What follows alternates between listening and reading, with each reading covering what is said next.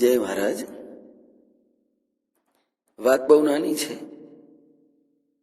અને બહુ એટલી બધી મોંઘી પણ નથી, છતાંય જીવનની અંદર સમજવા જેવી અને સ્વીકારવા જેવી વાત છે. એકવાર મહાત્મા ગાંધીજીની સાથે રહેતા અંતેવાસીની સાથે એક પ્રસંગ છે. ગાંધીજીની સાથે રહેનાર એક વ્યક્તિ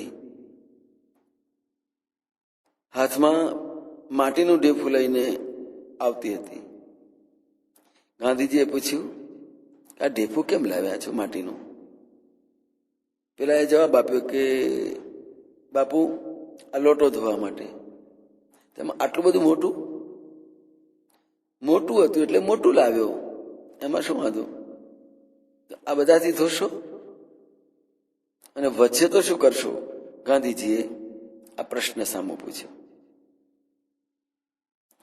ત્યાં પડ્યું હતું એમ અહીં પડ્યું રહેશે, એમાં શું? ગાંધીજીએ કહ્યું, ત્યાં તો એને ઠેકાણે પડ્યું હતું, અહીં કચરો કરશે.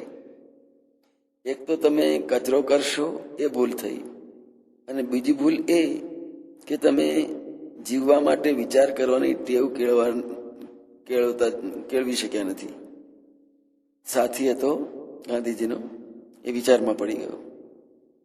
મોટો માણસ એના જીવનની એ નાની નાની વિગતોનો જ સરવાળો હોય છે.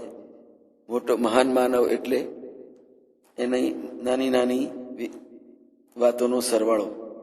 ગાંધીજીએ એમને કચરાની પોતાની વ્યાખ્યા સમજાવી.